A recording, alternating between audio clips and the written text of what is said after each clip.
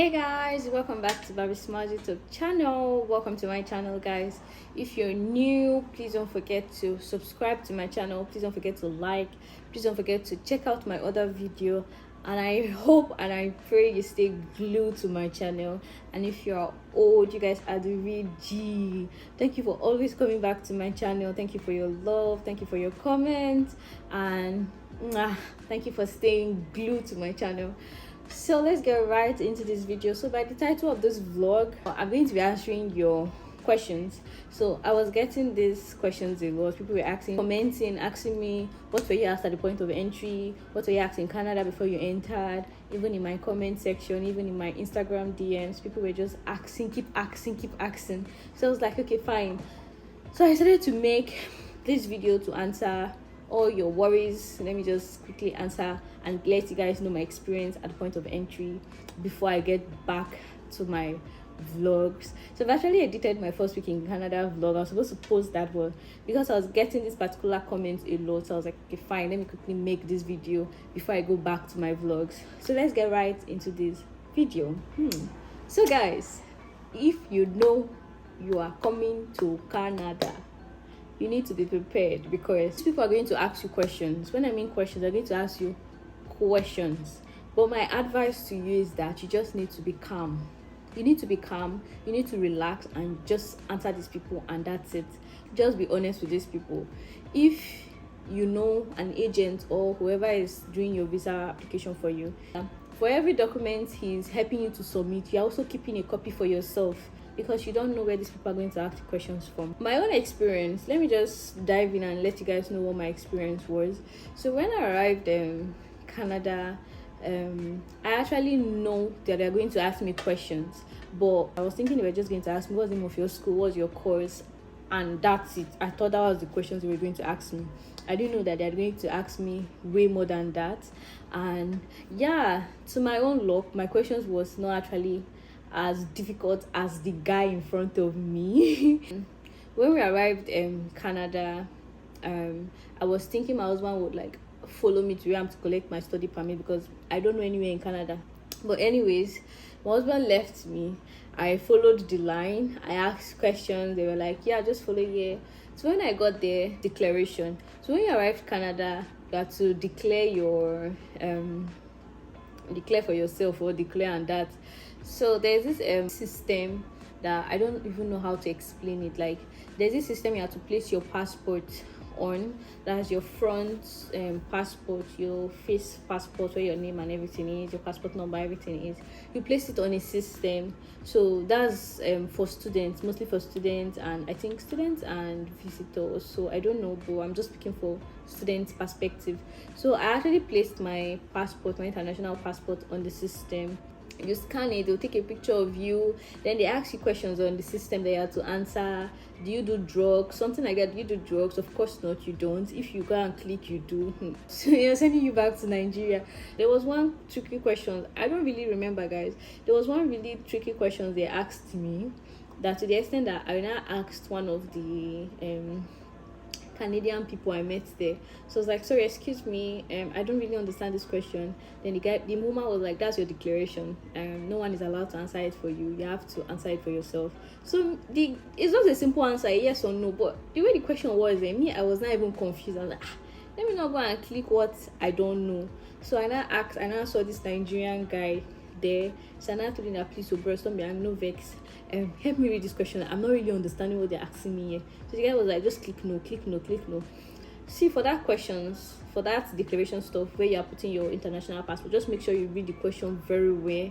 Make sure you know what you're answering, because from there you can have issues from there. I don't know, I can't be of help because right now I don't even remember the questions I saw in that computer. My own thinking was like, okay, fine, I've answered it and I passed it. So after collecting the printouts, that's when another long line started again from students collecting their study permit, blah blah blah stuff. The line was short long, but I felt that line should be longer if it was actually September students arriving. But I think most people just came in early, most students came in early and stuff like that. So I stood in the line. I was not really paying attention to what was going on. Like, I just wanted the line to end, let me collect this stuff and go. There's this Nigerian guy in front of me, then there's this white woman in the Nigerian guy's front. So there's this particular immigration officer. I don't know if there are other ones that are very strict, but there's this particular one that is strict. This one, the question he asks, God, when the white woman in front of the Nigerian guy went, that one, it was that same officer that called him. So the immigration officer called the woman. I don't know what she was asking him. I didn't really pay attention, but I know that woman took long before she left that place. So every other immigration officer, they were like leaving their front desk, they were going for coffee. I don't know if they were taking a break. So it was that particular guy, he was just the only one attending to us. So after he was done with the white woman, now the white woman left. So he now called the Nigerian guy in front of me. This was where the wahala started. When he called the Nigerian guy, I now stood there. The fact that I was close, I could hear every single thing the man was asking him. So the woman was like, how can I help you? Then he was like, he wants to collect his study permit. So the man was like, okay, fine. Can I get your declaration later? That was the printout that was given to you from the system. I'm going to give it to them. So they collected the guy's own. When they collected the guy's own, they now asked the guy that, what's the name of your school? They are asking you what is the name of your school. And you are bringing out your phone to say, this is school I'm going to. Hey! They are asking you what is the name of your school. You don't know how to pronounce your school. You don't know how to say the school, because there are some schools that I know that are hard to pronounce, but you are coming to Canada. You're supposed to learn it because it is your school. You're supposed to learn how to pronounce it because it is your school. They asked this guy, what's the name of your school? He brought out his phone and was showing the man that this is school, that this is the name of his school. And that was where the guy's wahala started. I shall know that the officer on his own, the man is strict. The man started asking him, don't you know how to pronounce your school? How did you come across the school? The Nigerian guy was looking, I just browsed schools in Canada. So you just browsed school in Canada and you came across this?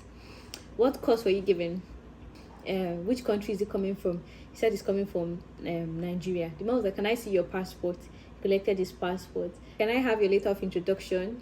Can I have this? Can I have that? Even to the extent myself, I was not even checking myself. Come on, I don't even have this one. Come on, I don't even have this one. I said, text my husband, come. They're asking somebody for letter of introduction. Where's mine? My husband said, okay, I'll send it to you now. He now sent it to me. And he asking this person for his school fees receipt. He said he's not with his school fees receipt. That was when I realized that, guys, you see every document. That was when it hit me that you see every document you use in processing your visa application, carry it. Have your own personal copy of it. Put it, because you don't know where these people will ask you questions from. They started asking him, and the guy, it was obvious that this guy was shaking from the way this man, particular Oyibo man, I don't know what to call him, was throwing this guy questions. Why did you choose to study in Canada? I said, because Canada is a nice place. The man was like, is that your only reason? The man said, is that your only reason? He said, yes. The man asked him again, how long is your program for? He said, I think his program was for 2 years or so. I don't even know. He said, when you are done schooling, what are your plans? He said, when he's done schooling, he's going to apply for a longer stay in Canada. Then the man was like, please, can you step aside? I don't know who the man called. The man made a call.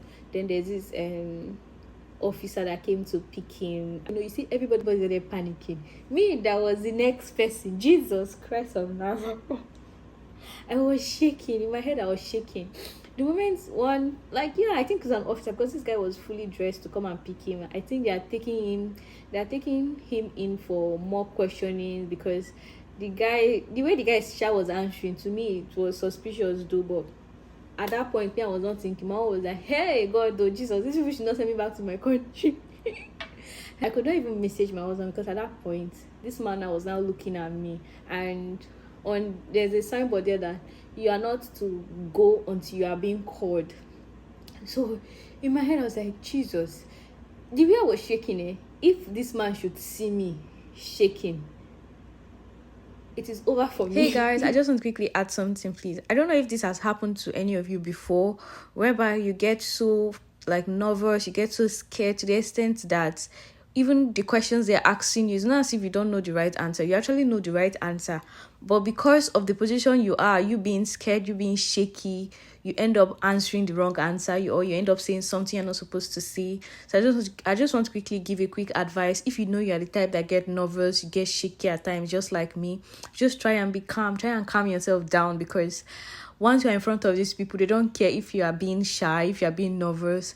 They just attack your questions back to back, and the way you answer is how they will keep asking you questions. So my advice, remain calm and try to answer them correctly. So I was like trying to comport myself, trying to hold myself so it doesn't look obvious I was shaking. The man behind me, there was a Igbo man that was like, are you shaking? I said I'm nervous. I said I'm very, very, very nervous. I said, yeah. I said some of these immigration officers, some of them can be very strict, some of them can be very good at their job. So you just be calm and just answer your questions directly. Me, I was trying to listen to him. At the same time, I was waiting for them to call me like next. So I was still waiting. So the man was just making call. So me, I believe that after that call, it is my turn to go and face panels. So the woman that was behind was not telling me that I have to be calm, that once you start acting suspicious, that's when you have issues with them. Number 2, for every question they're asking you, answer the question. Don't be telling them story. That was the advice this man gave to me. Somehow I just felt calm. Next thing I heard, next. The next thing I heard, next. Not for me to realize that the person that actually said next was not the strict guy. Then I turned, I saw one, I don't know if I call him Chinese, one Chinese man like that.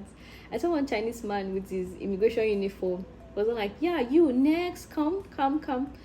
Jesus, you don't know how relieved I felt, but at the same time, I still felt nervous because I don't know how this man is. I don't know if this one is actually strict or this one is nice. I don't know if they are all the same. So I was walking towards him. Then that same strict one that was answering call was not done with his call. He now shouted next. So the Oyibo man that was behind me now went to the strict guy. You see the way God they do things. So I went to the Chinese man. When I got there, the guy was like, I don't know, how are you? Not like the other strict one that met that Nigerian guy was asking him that, what can I do for you? This one, like the way he spoke to me made me calm immediately. Like, how are you?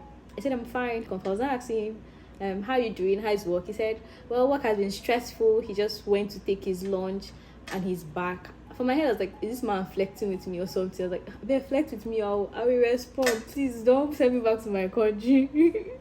So when I stood there, he now asked me, so how can I help you? Then I told him I want to collect my study permit.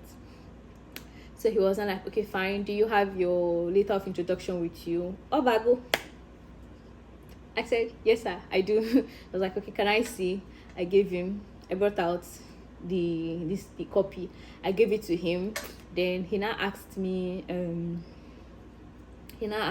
for my international passport. I gave him my international passport. He now asked me for my the receipt that was given to me from declaration, that stuff I told him I went to do. The receipt that was given to me, the printout that was given to me, I gave it to him. Then he was like, okay, good. Then he was like, what's your name? Then he asked you, after collecting your international passport, after collecting your printout, this man was asking me what's my name. I don't know, these people can be very tricky with their questions. So he asked me what's my name, and I told him my name is Blessing Inua. And I was like, can you spell Inua? I smiled. I was like, why are you smiling? You have to know how to spell your name. If not, then this international passport is not your own. Me? They said spell my name. I went straight. I was like, okay, fine, that's fine. So he said your first name is Blessing. I said yes. He said your second name Inua. I said yes. I was like, okay, fine. So he now asked me, what's the name of your school? He was asking me what's the name. He made sure he collected every document he wanted to collect from my hand. So it means I don't have anything to look down to. So it means that once he's asking me all these questions, I know all these questions directly. So he asked me what's the name of your school. I said that the name of my school is Algoma University. He said, okay, fine.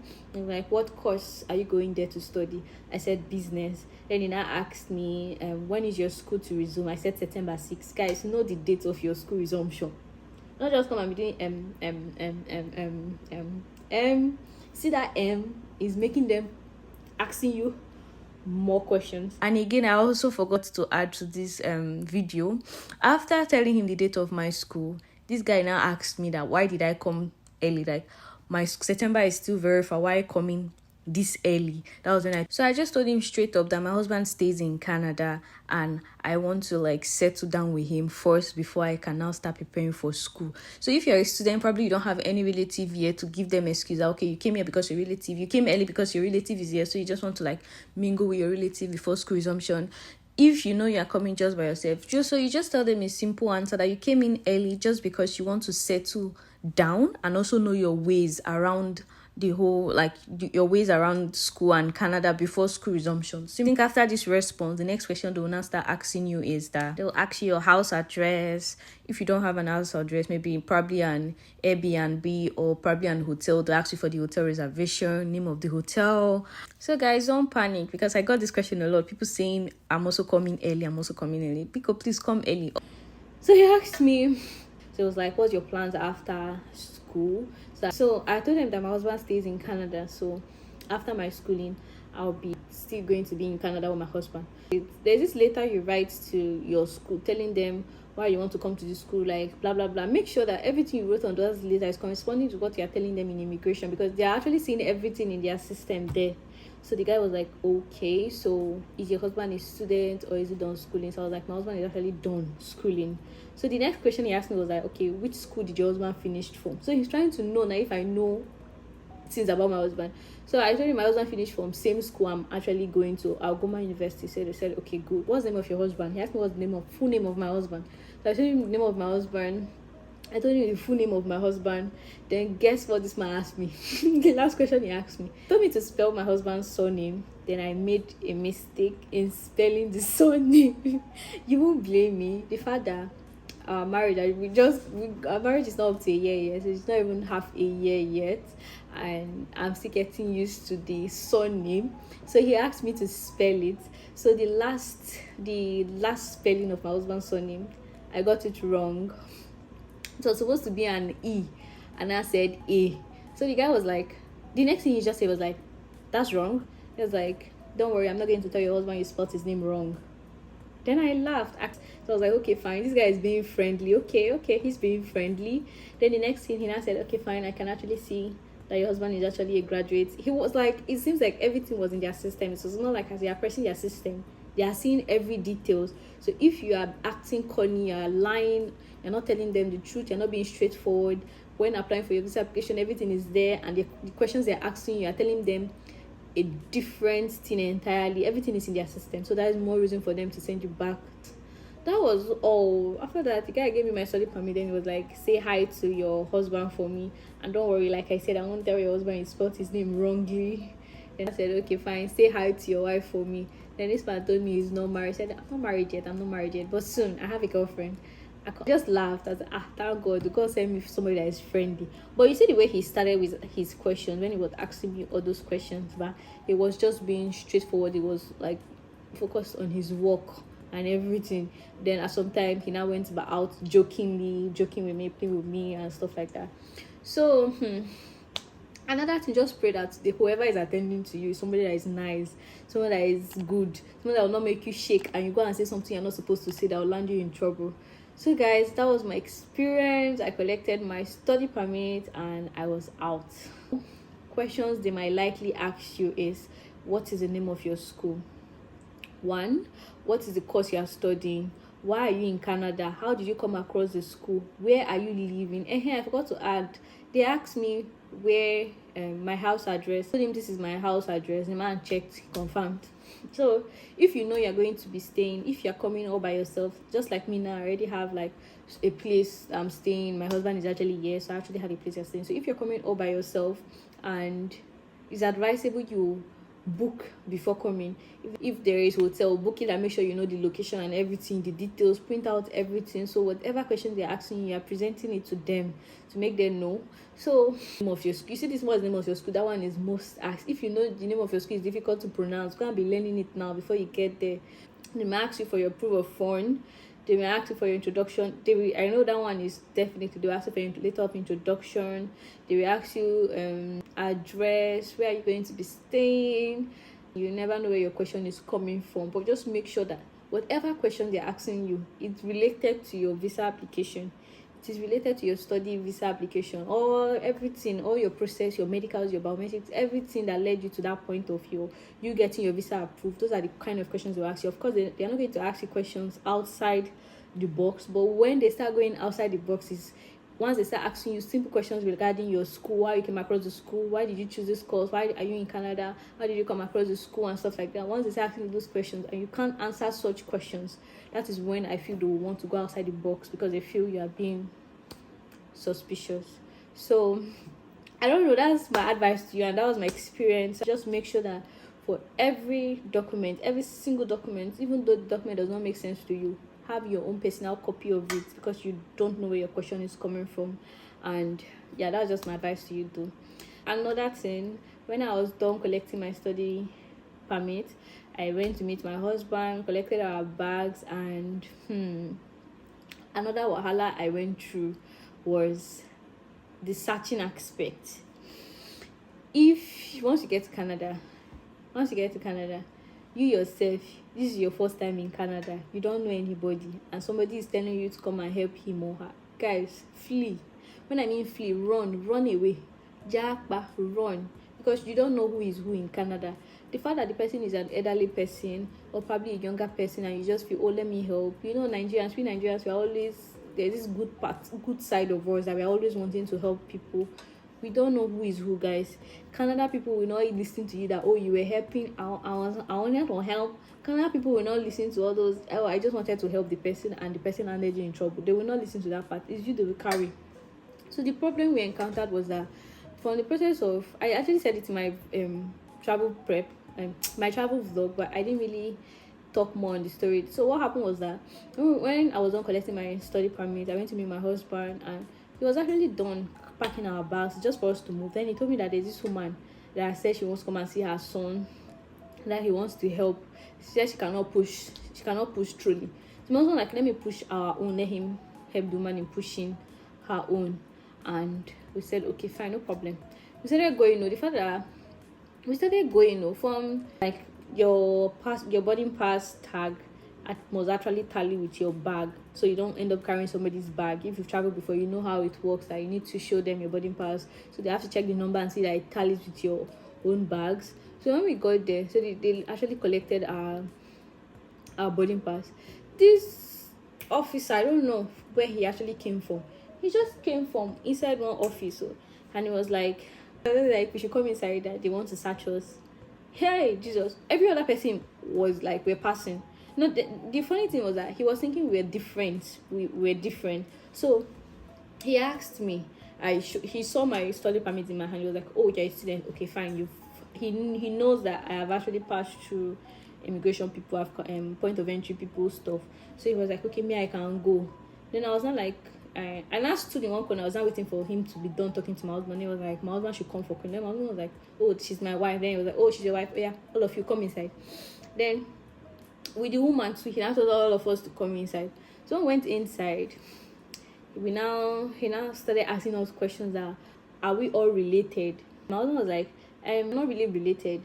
This is my wife. Actually, I'm related to my wife. This is my wife. But for this other woman, we just came across her at the airport, and we just wanted to help her, blah blah blah blah stuff. So the man was like, you don't know who is who in Canada. You don't just go around helping people, which will land you in trouble. Then he now asked the woman that what is inside her bag. The woman, she's an elderly woman. So the man was not telling the woman that please just go. Woman that says she does not know how to push trolley. Guys, if you see the way this woman pushed trolley and left us there, we that were doing Good Samaritan, the woman left us, pushed trolley and left. She didn't turn back to say, oh, bye. Then the officer man was not like, did you observe what I just observed? Then I was like, no. Then he was not like, imagine the person you said you came to help. I told her to leave, and she's actually leaving you guys.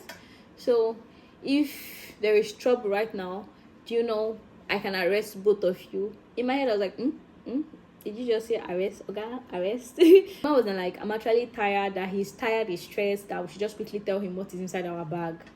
Then I just told him that just clothes, shoes, and food. Then it was like, food, when you mean food, is it cooked? And I said, no, raw food. So I was like, yeah, explain what is inside. So I told him there's beans in my bag, and I was going to see. I went ahead and was telling him I have Milo and I have milk. Then he was like, milk is not allowed. Milk is not allowed. Milk is not allowed. Bring out all the milk. Bring out all the milk. How many milks? Then he asked me how many milk was inside the bag. That I should be sincere. I should not lie. That hope I know that there's a scanner in front of me. That if he scans the bag, and you see that there's more milk, that's going to be a big issue for me here in Canada. Hope I know that. Hey, Jesus Christ. To me, that I had over 4 milk in my bag. I don't know where my mom just opened up. I said, it's one, just one. I just have 1 milk, just one.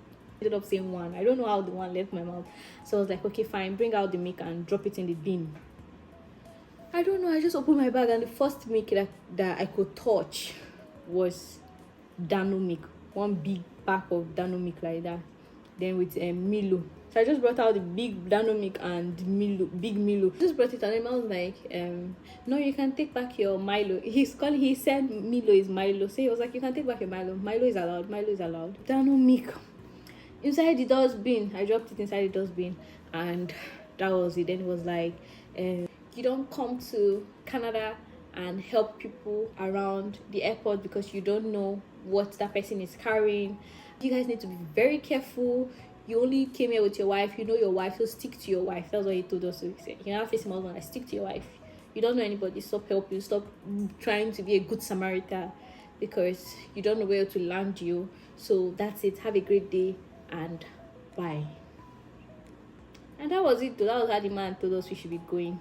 And we finally left, came outside, and finally the door of Canada opened for us, and finally entered Canada. That was it. That was my experience. That was what I experienced in Canada, and yeah, this is where this video comes to an end. I'm going to see you guys in my first week in Canada vlog, and yeah. Bye guys, thank you so much for watching. I hope this actually helped. I don't know if it helped, but I pray it helps someone. I hope it makes someone ready for Canada immigration people, like point of entry question. I hope it makes you ready, and yeah, I hope it's of help. And yeah, peace out. See you guys later. Bye guys, please don't forget to subscribe, please don't forget to like, and bye.